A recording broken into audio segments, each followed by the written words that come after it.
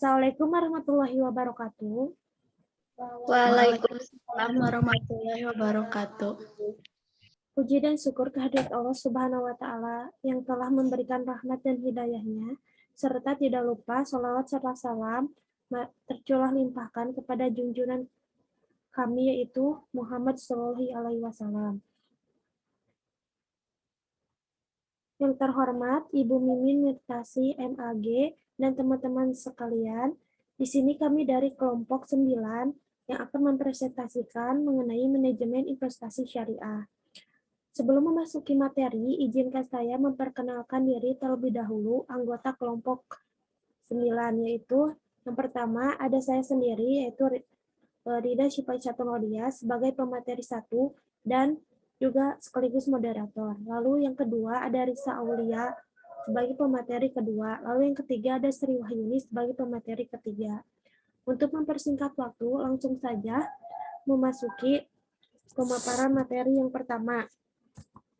Itu akan disampaikan oleh saya sendiri. Di sini ada konsep manajemen dan manajemen Islam. Yang pertama ada pengertian manajemen. Menurut Rizky W. Griffin, manajemen adalah proses perencanaan, pengorganisasian, pengkoordinasian, dan pengontrolan sumber daya untuk mencapai sasaran goal secara efektif dan efisien. Dalam berbagai literasi, manajemen mengandung 3 pengertian, yaitu manajemen sebagai suatu proses, manajemen sebagai kolektivitas orang-orang yang melakukan aktivitas manajemen, serta manajemen sebagai suatu seni dan sebagai suatu ilmu pengetahuan. Yang kedua yaitu manajemen sebagai suatu proses, suatu profesi, yaitu semua jenis kegiatan harus selalu dimanajemeni dalam arti aturan yang jelas, dan sekarang boleh dikatakan bahwa bidang manajemen sudah merupakan suatu profesi bagi ahlinya. Karena dalam kegiatan apapun, pekerjaan harus dikerjakan secara efisien dan efektif, sehingga memperoleh masukan atau input yang benar. Lalu yang ketiga yaitu ada manajemen sebagai ilmu dan seni. Manajemen sebagai suatu ilmu dan seni. Mengapa disebut demikian? Karena antara keduanya tidak bisa dipisahkan. Manajemen sebagai suatu ilmu pengetahuan, sebab telah dipelajari sejak lama dan telah diorganisasikan menjadi suatu teori. Hal ini dikarenakan di dalamnya menjelaskan tentang gejala-gejala manajemen. Gejala-gejala ini lalu diteliti dan menggunakan metode ilmiah yang dirumuskan dalam bentuk prinsip-prinsip yang diwujudkan dalam bentuk suatu teori. Sedangkan manajemen sebagai suatu seni di sini memandang bahwa di dalam mencapai suatu tujuan diperlukan kerjasama dengan orang lain. Pada hakikatnya, kegiatan manusia pada umumnya adalah managing, yaitu mengatur. Dan mengatur di sini diperlukan suatu seni. Bagaimanapun orang lain memerlukan pekerjaan untuk mencapai tujuan bersama. Lalu yang keempat yaitu ada perspektif manajemen Islam, yaitu manajemen dalam Islam dipandang sebagai perwujudan amal soleh yang harus bertitik tolak dari niat baik. Niat baik tersebut akan memunculkan motivasi aktivitas untuk mencapai hasil yang bagus demi kesejahteraan bersama. Hal yang paling penting dalam manajemen menurut perspektif Islam adalah harus adanya sifat riyahatau, jiwa kepemimpinan. Hal ini merupakan faktor yang paling utama dalam konsep manajemen. Watak dasar ini merupakan bagian penting dari manusia sebagai khalifah di muka bumi. Ada 4 pilar etika manajemen bisnis dan dalam spesifik Islam, seperti yang dicontohkan oleh Nabi Muhammad SAW, yaitu tauhid, adil, kehendak bebas, dan tanggung jawab. Keempat pilar tersebut akan membentuk konsep etika manajemen yang fair ketika melakukan kontrak-kontrak kerja dengan perusahaan lain ataupun antara pimpinan dengan bawahan.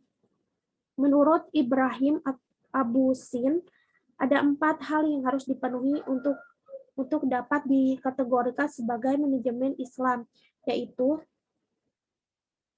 yang pertama, manajemen Islam harus didasari nilai-nilai dan akhlak-akhlak Islam. Yang kedua, kompensasi ekonomis dan penekanan terpenuhi kebutuhan dasar pekerja. Yang ketiga, faktor kemanusiaan dan spiritual sama pentingnya dengan kompensasi ekonomis. Dan yang keempat, sistem dan struktur organisasi sama pentingnya. Dari keempat aspek manajemen di atas memungkinkan untuk diaplikasikan pada seluruh kegiatan ekonomis termasuk di dalamnya investasi. Lalu selanjutnya ada fungsi manajemen. Yang pertama yaitu planning atau perencanaan.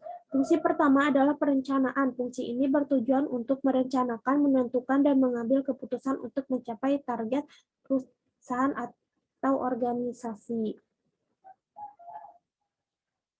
Lalu yang kedua ada organizing atau perorganisasian, yaitu setiap proses penentuan target dan perencanaan matang, langkah selanjutnya adalah melakukan organisasi. Dalam proses ini Anda akan menetapkan langkah-langkah strategis untuk mencapai tujuan. Dengan fungsi perorganisasian, lebih mudah memilih orang dan sumber daya lain yang tepat untuk menjalankan rencana.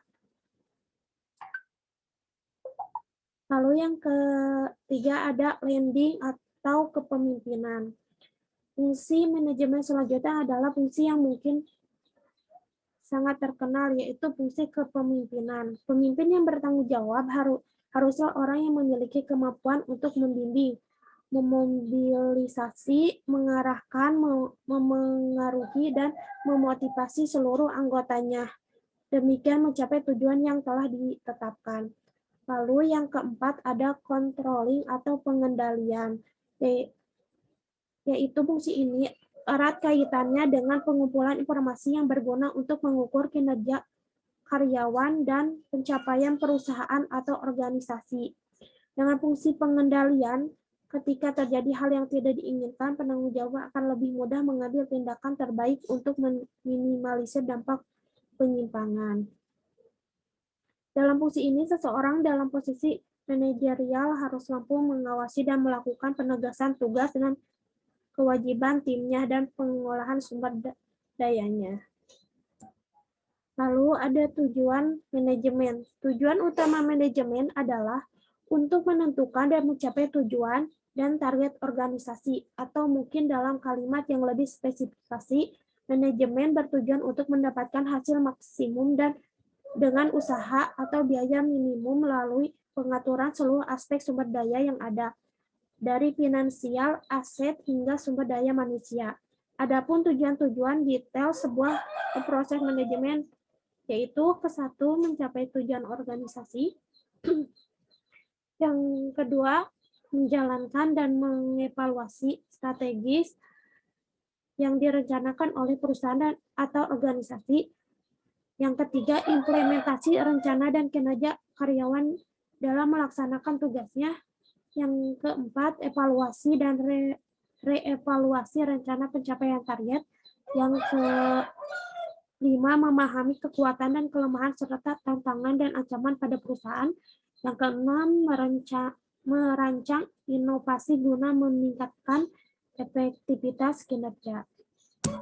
Selanjutnya akan disampaikan oleh pemateri 2, yaitu Risa Aulia. Pada Risa Aulia, saya persilakan. Baik, terima kasih moderator.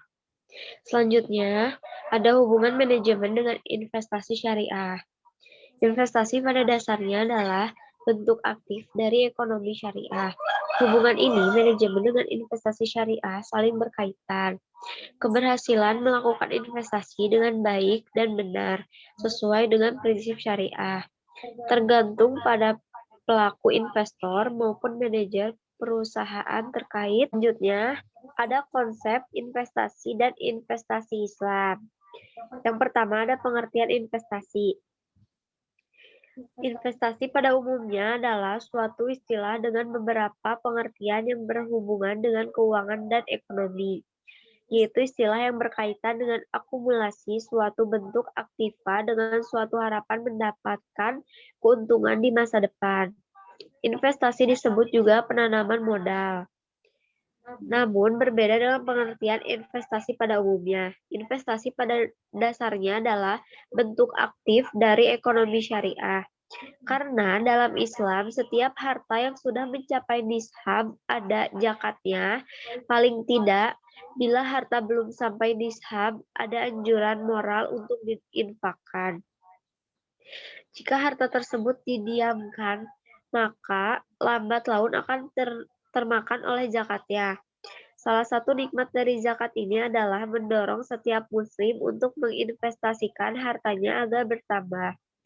Jadi, investasi bukanlah semata-mata bercerita tentang berapa keuntungan materi yang bisa didapatkan melalui aktivitas investasi, tapi ada beberapa faktor yang mendominasikan motivasi investasi dalam Islam. Selanjutnya ada tujuan investasi. Tujuan investasi ada 3. Yang pertama, untuk mendapatkan kehidupan yang lebih layak di masa yang akan datang. Yang kedua, mengurangi tekanan inflasi. Yang ketiga, dorongan untuk menghemat pajak. Selanjutnya ada perspektif investasi Islam. Dalam hukum Islam, investasi disebut mudharabah, yakni menyerahkan modal uang kepada orang yang berniaga sehingga akan mendapatkan presentasi keuntungan. Para ulama sepakat bahwa sistem penanaman modal ini diperbolehkan. Dasar hukum dari sistem ini ialah ijma, yaitu kesepakatan para ulama dalam menetapkan suatu hukum dalam agama berdasarkan Al-Quran dan hadis dalam suatu perkara yang terjadi. Seorang muslim yang menginvestasikan dananya tidak akan dikenai pajak pada jumlah yang telah diinvestasikannya, tapi dikenai pajak pada keuntungan yang dihasilkan dari investasinya. Maka dalam perekonomian Islami, semua aset yang tidak termanfaatkan dikenai pajak. Jadi investor muslim akan lebih baik memanfaatkan dananya untuk investasi daripada mempertahankan dananya dalam bentuk yang tidak termanfaatkan. Selanjutnya, ada prinsip syariah dalam investasi. Beberapa prinsip yang harus diperhatikan dalam investasi menurut Islam. Yang pertama, halal. Suatu bentuk investasi harus terhindar dari bidang bisnis yang syubhat atau haram. Kehalalan juga menyangkut pada penggunaan barang atau jasa yang ditransaksikan. Contohnya yaitu industri yang dikategorikan haram adalah industri alkohol, industri pornografi, jasa keuangan ribawi, judi, dan lain-lain. Prosedur juga harus terhindar dari hal-hal yang syubhat atau haram tersebut. Selain itu, kehalalan juga meliputi niat seseorang saat bertransaksi dan selama prosedur pelaksanaan transaksi. Kehalalan juga ternyata terkait dengan niat atau motivasi.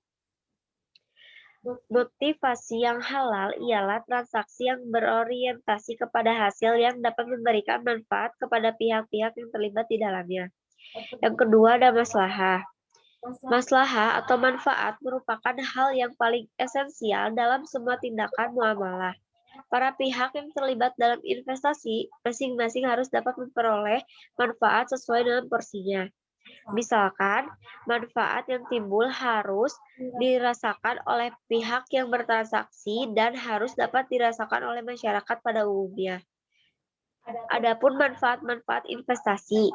Yang pertama, ada manfaat bagi yang menginvestasikan, yaitu mendapatkan bagi hasil sesuai dengan besar investasi yang ditanamkan dan sesuai dengan akad awal menurut prinsip syariah.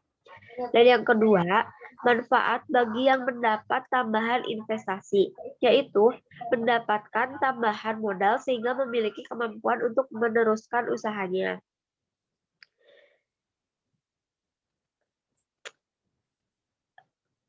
Yang ketiga, manfaat bagi masyarakat secara luas. Besarnya investasi yang ditanamkan dalam berbagai bidang haruslah memberi manfaat bagi masyarakat. Investasi bisa digunakan untuk penelitian dan pengembangan supaya bisa meningkatkan produk-produk baru atau meningkatkan kualitas produksi. Selain itu, investasi juga dapat bermanfaat dalam mengurangi harga barang sehingga pada akhirnya menguntungkan pelanggan. Dengan investasi juga menggairahkan sektor industri sehingga mampu mengurangi jumlah pengangguran. Maka sesuai dengan tafsir Al-Misbah bahwa pada akhirnya harta yang dimiliki individu memiliki fungsi sosial. Selanjutnya ada terbebas dari riba atau bunga. Karena itu, investasi kepada perusahaan yang menjalankan sistem riba seperti perbankan, asuransi, pegadaian, dan sebagainya adalah dilarang. Membeli saham bank konvensional juga adalah terlarang karena mengandung riba yang diharapkan. Yang keempat ada bebas dari gharar. Setiap transaksi harus bebas dari gharar, yaitu penipuan dan ketidakjelasan. Dengan demikian, transaksi bisnis harus transparan, tidak menimbulkan kerugian ataupun unsur penipuan di salah satu pihak baik secara sengaja maupun tidak sengaja. Gharar dapat pula diartikan sebagai bentuk jual beli saham di mana penjual belum membeli atau memiliki sahamnya tetapi telah dijual kepada pihak lain. Karena itu, Islam melarang praktek margin trading, short selling, insider trading, demikian pula najasi atau rumor untuk mengelabui investor. Yang kelima, ada bebas dari maisir atau spekulasi. Setiap transaksi harus terbebas dari kegiatan maisir. Maisir dalam konteks ini bukanlah hanya perjudian biasa, tetapi adalah segala bentuk spekulasi di pasar uang atau pasar modal. Islam melarang spekulasi uang, karena menurut Islam uang bukan komoditas. Karena itu Islam melarang spekulasi valuta asing.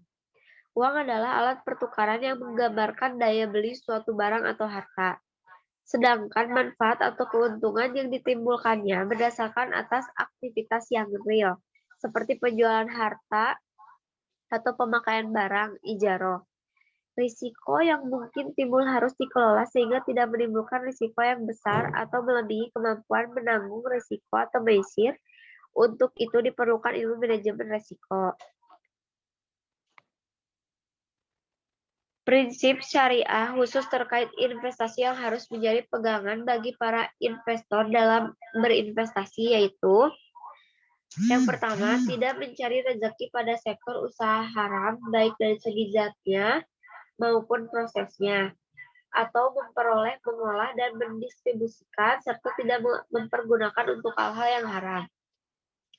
Yang kedua, tidak menzolimi dan tidak pula dizolimi. Yang ketiga, keadilan pendistribusian pendapatan. Yang keempat, transaksi dilakukan atas dasar riba sama rida atau antaradin tanpa ada paksaan. Yang terakhir, tidak ada unsur riba, maisir, perjudian, gharar atau ketidakjelasan, tadlis atau penipuan, doror atau kerusakan, dan tidak mengandung maksiat.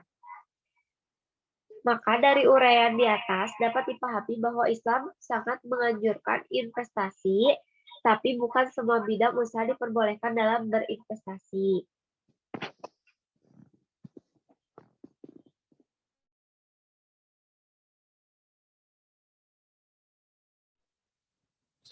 Materi selanjutnya yang akan disampaikan oleh pemateri 3 yaitu Sri Wahyuni. Pada Sri Wahyuni, saya persilahkan. Materi selanjutnya mengenai manajemen investasi syariah dan landasan filosofi manajemen investasi syariah. Yang pertama, pengertian manajemen investasi syariah. Manajemen investasi syariah adalah suatu kegiatan atau seni mengelola modal atau sumber-sumber penghidupan ekonomi maupun sumber daya secara profesional untuk masa depan, baik di dunia maupun di akhirat, dengan prinsip syariat dan prinsip-prinsip yang telah diajarkan oleh Rasulullah SAW. Prinsip-prinsip yang diajarkan Rasulullah sebagaimana dimaksud merupakan asas yang mendasari manajemen investasi syariah seperti perencanaan matang dalam mengurangi kehidupan dunia adalah bekal investasi pada kehidupan yang abadi di akhirat. Hal ini tersirat dan tersurat dalam Al-Quran dan Al-Hadis. Lalu yang kedua, landasan filosofi manajemen investasi syariah. Dalam Islam, kegiatan dan aktivitas manusia termasuk kegiatan investasi tidak boleh melanggar aturan yang telah disyariatkan oleh agama. Meskipun pada dasarnya semua perbuatan yang dilakukan manusia dalam bermuamalah boleh, kecuali ada aturan yang melarangnya. Berbeda alam, ibadah, mahdah, atau teologis. Kegiatan apapun dilarang kecuali ada perintah untuk mengerjakannya. Kegiatan investasi yang merupakan bagian dalam muamalah dianggap dapat diterima, kecuali terdapat implikasi dari dalil Al-Quran dan Al-Hadis yang melarangnya secara eksplisit maupun implisit.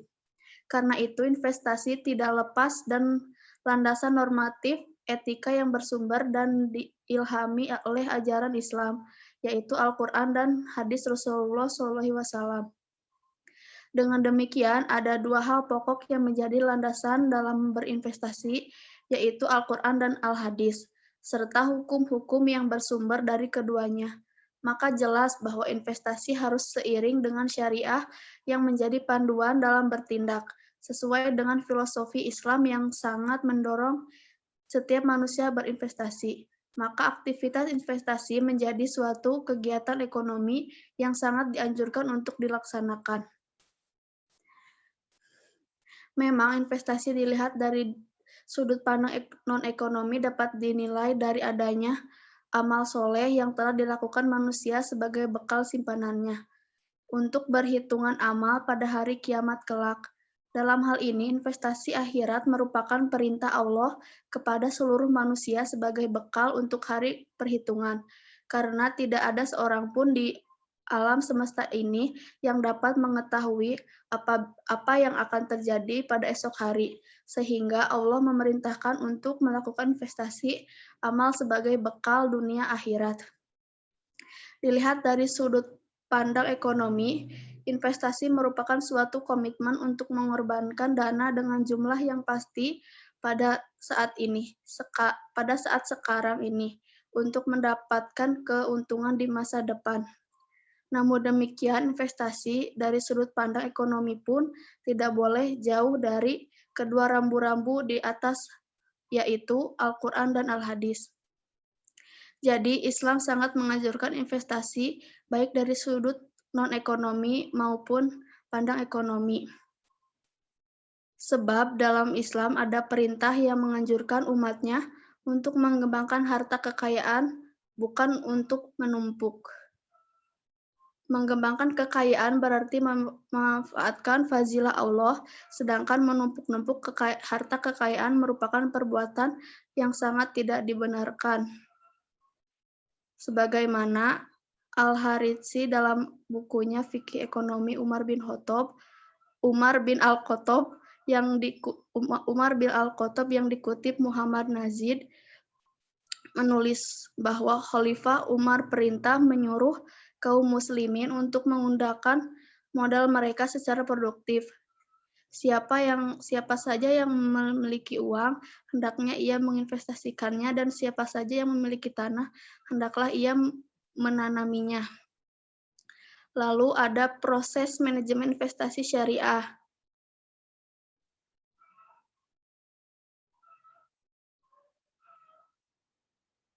Untuk mencapai tujuan investasi membutuhkan suatu proses dalam mengembalikan keputusan, sehingga keputusan tersebut sudah mempertimbangkan ekspektasi return yang didapatkan dan juga risiko yang akan dihadapi.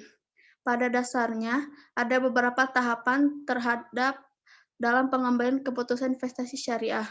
Yang pertama, melakukan screening objek investasi atau portofolio investasi. Pada investasi syariah terdapat resiko bahwa instrumen investasi yang dipilih tidak sesuai dengan syariah, yaitu transaksi masih pada derajat tertentu, masih mengandung unsur transaksi gharar, maisir, dan riba. Lalu ada menentukan tujuan investasi. Dalam tahapan ini, investor menentukan tujuan investasi dan kemampuan atau kekayaannya yang dapat diinvestasikan, dikarenakan ada hubungan positif antara risiko dan return. Maka hal yang tepat dibagi para investor untuk menyatakan tujuan investasinya, tidak hanya untuk memperoleh banyak keuntungan saja, tetapi juga memahami bahwa ada kemungkinan risiko yang berpotensi untuk menyebabkan kerugian. Jadi, tujuan investasi harus dinyatakan baik dalam keuntungan maupun risiko. Dalam Islam menyatakan bahwa segala sesuatu perbuatan maupun amal tergantung pada niatnya. Lalu yang ketiga, analisis sekuritas. Pada tahapan ini berarti melakukan analisis sekuritas yang meliputi penilaian terhadap sekuritas atau surat hutang yang mudah dicairkan ke dalam kas secara individual atau beberapa kelompok sekuritas. Salah satu tujuan penilaian tersebut adalah untuk mengidentifikasi sekuritas yang salah harga. Lalu yang keempat, pembentukan portofolio. Pada tahap ini adalah membentuk portofolio yang melibatkan identifikasi aset khusus mana akan diinvestasikan dan juga menentukan seberapa besar investasi pada setiap aset tersebut. Di sini masalah selektivitas, penentuan waktu, dan diversifikasi perlu menjadi perhatian investor. Yang kelima, melakukan revisi portofolio. Pada tahap ini berkenan dengan pengulangan secara periodik dari 3 langkah sebelumnya. Sejalan dengan waktu, investor mungkin mengubah tujuan investasinya, yaitu membentuk portofolio baru dengan yang lebih optimal. Motivasi lainnya disesuaikan dengan preferensi investor tentang resiko dan return itu sendiri. Lalu yang keenam, evaluasi kinerja portofolio. Pada tahap ini, investor melakukan penilaian terhadap kinerja portofolio secara periodik, dalam arti tidak hanya return yang diperhatikan, tetapi juga risiko yang dihadapi. Jadi diperlukan ukuran yang tepat tentang return dan risiko juga standar relevan. Pada hasil-hasil investasi yang dihasilkan dalam beberapa periode terakhir, volatilitas instrumen-instrumen investasi yang serupa instrumen investasi syariah dan non-syariah menunjukkan bahwa instrumen investasi syariah relatif lebih stabil. Instrumen investasi syariah tersebut merupakan saham yang memenuhi kriteria saham syariah, reksadana syariah, dan suku. Selanjutnya saya kembalikan kepada moderator. Baik, terima kasih untuk pemateri 3. Mungkin sekian pemaparan materi dari kelompok 9 mengenai manajemen investasi syariah. Mohon maaf bila ada kekurangan. Wassalamualaikum warahmatullahi wabarakatuh. Waalaikumsalam warahmatullahi wabarakatuh.